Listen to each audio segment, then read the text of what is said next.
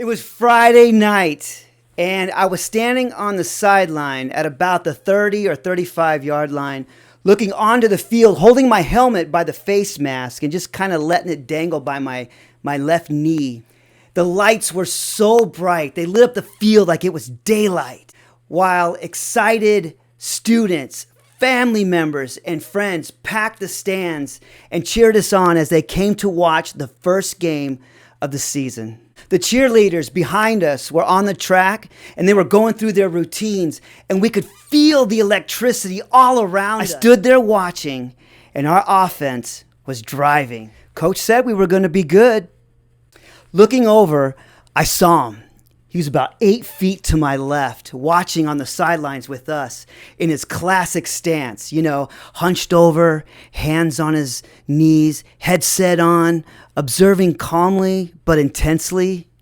The last running play that he called was coming to an end, and then he spoke into that little microphone, and I heard him say, "Okay, we're going to run it now," and then flip the microphone back down. I didn't get too many opportunities to watch our offense up to that point. I'd always been on defense and special teams, so we were always broken down into our individual units up to that point, and I never seen him. I never saw him going live like this. My buddy, the one who used to sit next to me in typing class, and one of our wide receivers, was standing next to Coach, ready to run in the next play. And Coach had his hand on his shoulder pad, and he was barking in the next play into his ear. And then after that, he gave him one of those coach's shoves right back onto the field. Then our coach, he put the mic back down in front of his mouth, put his hands on his knees, looked onto the field, and watched. I turned my head back onto the field as I watched our quarterback just calmly and confidently just walk up to the line of scrimmage, and he was looking over the defense. And then he got under center and he started going through his cadence. The center snapped the ball with practiced precision. And then our quarterback dropped back, faked a handoff to our star running back, and then continued to drop back deep into the pocket. The linebackers, they bid on it. They took a step. The DBs, they took a step too. And he had his eye on one of the receivers running a post. And he had a step on the DB. Shifting nothing but my eyes back and forth to what was going on, I saw our quarterback set his feet and then launch a perfect pass up over the line, through the night sky, through the lights, and over the defender perfectly so nobody but our receiver could catch the ball right at the goal line for a touchdown. It was like slow motion watching this. It was truly beautiful. I stood there amazed and speechless. No joke, man. My jaw literally dropped as I thought to myself, oh my gosh, we really are good. I looked back over at our coach, just absolutely stunned at what I just saw.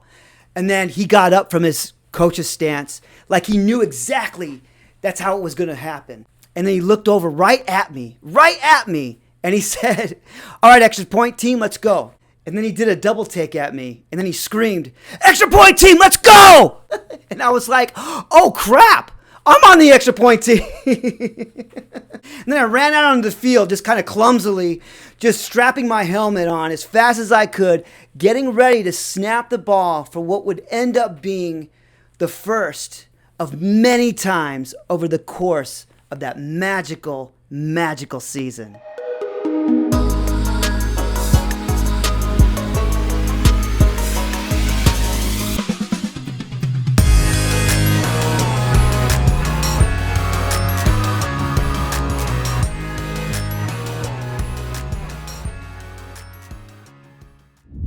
Hello, everyone. Thanks for being here. My name is Bishop Friesch, and I want to welcome you to My Life Through Music, where I talk about the songs and music that were either there at the time or describe thoughts, feelings, or emotions I was experiencing at those particular places and at those particular times. And the song that does that for these memories is Till I Collapse by Eminem, released in 2002. Quote, "'Cause sometimes you just feel tired. You feel weak. And when you feel weak, you feel like you just want to give up. But you got to search within you. You got to find that inner strength and just pull that out of you and get that motivation to not give up and not be a quitter. No matter how bad, you just want to fall flat on your face and collapse. I love Eminem's music. I love this song. I love everything about it, especially the way it starts out with this slow, ominous, and foreboding sound. The drill sergeant, shouting out cadence, to marching soldiers, insinuating discipline and a methodology as you get this motivating monologue from Eminem that I just quoted, backed by this galvanizing guitar that comes in at about 34, maybe 35 seconds. It just kind of helps narrow your focus. Ooh, and how about Nate Dogg on this? Ooh, man, what a perfect contrasting voice to bring out the special dimensional depth, if that makes any sense. When I hear the beginning of this song, I always think of football. More specific, football practice. That constant routine after school, the regimen, the repetition, the taped ankles, the drills. Every day walking out onto that hot field, hearing the coaches say those dreaded words, okay, run it again. Intermittent whistles blasting from all different directions on the field. The exhaustion on all of our faces. Constant soreness. But finding a reason and a way to walk out there again every single day. You hated it, but you loved it. And if you played any sport, you know exactly what I'm talking about. And the beginning of this song, at least for me, depicts all of that. Now, I know this song isn't about football. I know that. It's about the rap game. It's about the hard work, the determination, the belief, the drive, the dedication, the ups, the downs, the acceptance, the rejection, and everything else that Eminem had to deal with and had to overcome to make it in the rap game. And even though this song isn't about football, like I mentioned before, I do believe you can apply the intense spirit of this motivating song to anything. You can tell a lot from a voice. Let me ask you, whoever might be watching this, I want to ask you to recall those different voices of the many people in your life, past, present, no matter how old you are or how young you are, and just take a moment to think about those voices, how many there were, how different they are, what they sound like, and what they mean to you. For example, I'll never forget the voice of a girl I used to meet at the skating rink, and how her voice was so soft. You almost had to lean in towards her just so you can hear what she was saying. Just so gentle and innocent. And in the previous video, I did mention a different voice, a loud voice, a boisterous voice, a hoarse voice that was in our ears everywhere we went. In the hallway, in the courtyard, everywhere. It was the voice of our football coach. Some voices just penetrate through the rest, whether they're soft like Skating Rink Girl or loud and unmistakable like our football coach. I heard them all. Many have stayed, many have left, but there are some that will be with me forever. That year was a great year. We had a great year. We rolled through the regular season, racking up win after win after win. Everything was going the way we wanted it. And we were setting and breaking all kinds of records, individual records, team records, even state records, I think. It was our year. And I believe we only lost one game in the regular season that year. And if memory serves me correctly, that loss was to our arch rivals, Camp Verde. We flung the doors wide open into the playoffs with confidence, enthusiasm, energy, and the highest of hopes. We won the quarterfinals game, and to this day, I can't remember who we beat. I really can't. And I don't remember much about the game. And the reason I think I don't remember that game particularly was probably because of the next game.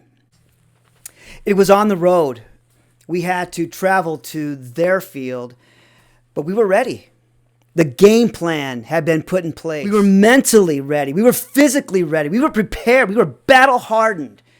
And most of us had been playing together for at least 3, some of us even 4 years going back to JV. And we were hungry. This was it. State championship or bust.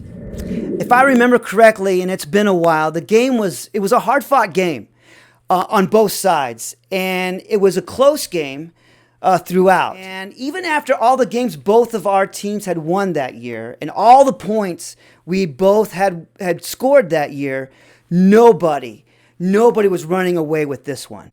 It was late in the game, and our offense was driving. We finally moved the ball into their territory, and we were getting deep, and we were threatening. And at that point, we may have been up a couple of points even at that point. A couple of points. And it was the fourth quarter, and my 17-year-old soul could hardly stand it. My stomach was in knots. My mind was racing. My hands were literally shaking on the sideline. The next play, our running back had a little bit of daylight, and he saw it too. And he started running. And on the sideline, we were jumping up and down with excitement as we watched him make his way into the end zone. And we were going absolutely crazy. The rest of us on defense and special teams were just climbing over each other on the sideline. And check this out. For a split second, I remember thinking, that's it. We're 2 scores up. I mean, there's no way. I mean, there's still a little bit of time left, but the way this game was going, there's no way. We got this. But then, the premature celebration had to come to an end because, to our horror, lying there on the grass like a piece of trash that had been carelessly thrown from a moving vehicle. Yep, you guessed it. A yellow penalty flag. Oh, come on! You gotta be kidding me! We must have not seen it. Through our celebrating, we just didn't see it thrown. And the call was on us. It was an offensive penalty. And it set us back, ultimately killing the drive. And the other team eventually got the ball back, and they did score on the subsequent drive on a trick misdirection play mixed with a Hail Mary. It was heartbreaking. Our hearts were ripped out of our chests. And as we were leaving the field, I just took a knee, just in sickened disbelief as warm tears began welling up in my eyes. And I looked over at the referee through a fiery scowl of searing contempt. Moving into my frame of vision, our coach marched right up to him. And I couldn't hear everything. And I'm sure, the few of us that were on the field still weren't supposed to hear. But I could hear that voice. I could hear the voice of our coach just tearing and railing into that referee. And yeah, it was about the penalty. Nobody said a word in the locker room. There was no need to. You could literally feel the anger and the disappointment throughout the entire locker room as we packed up our equipment.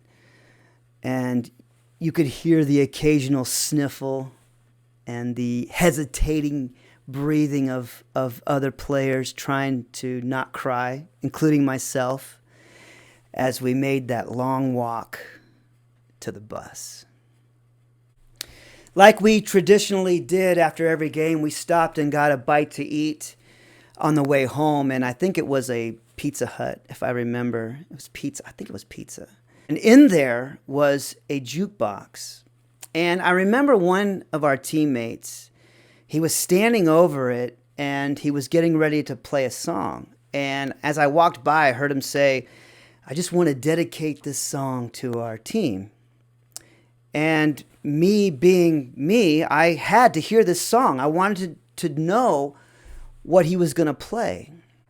And the song that he played was Close Enough to Perfect by the band Alabama, the country band.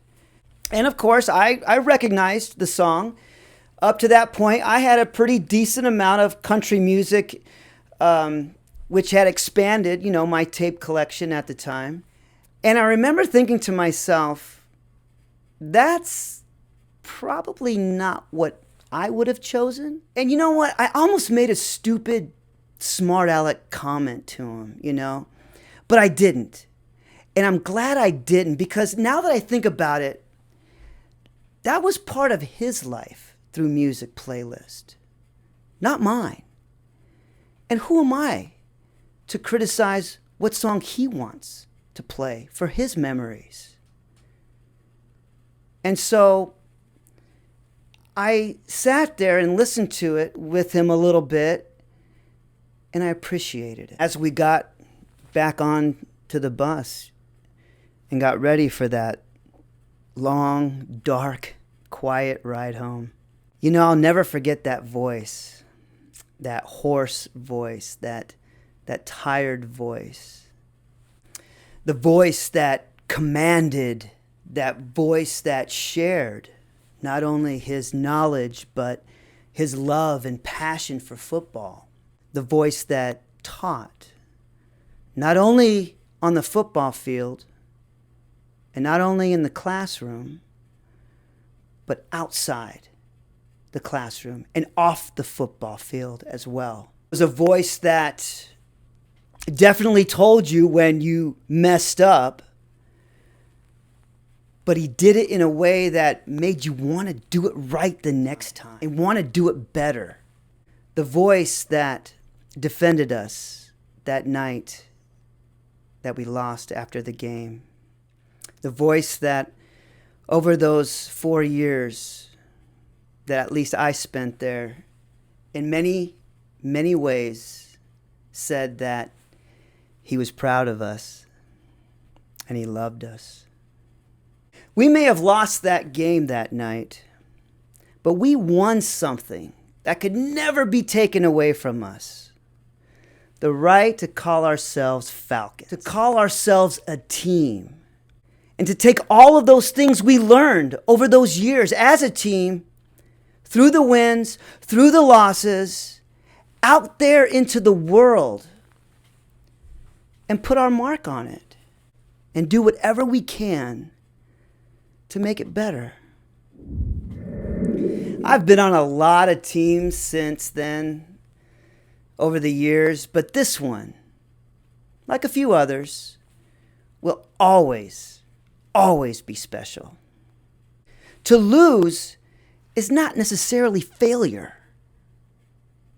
Failure is never stepping foot out there on the field in the first place. What field is in front of you? What field do you have to take in life? Whatever it is. I'm not talking about football. I'm talking about life. What is it? Is there a new thing in front of you? A new challenge? What is it? Are you going to get out there on the field? This is why I must thank Eminem for this awesome, awesome song, and why it's right here in this place in my life through Music Playlist. Check it out. I'll put the link below in the description so you can hear it, and you'll know what I'm talking about. You'll know what I'm talking about. And I'll also put a link to Close Enough to Perfect by Alabama, just so you can kind of get an idea of what our teammate played. As always, I want to thank you for your time. I know it's valuable, but thanks for being here.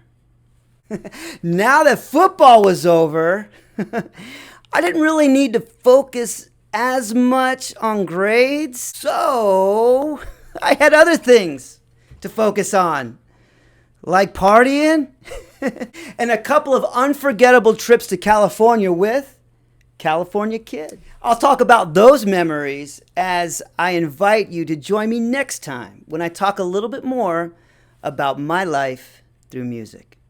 Coach said we were going to be good.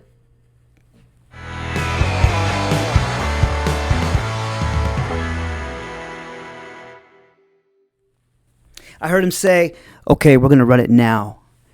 And then he flipped the mic back down. It was beautiful. It really was. It was truly beautiful.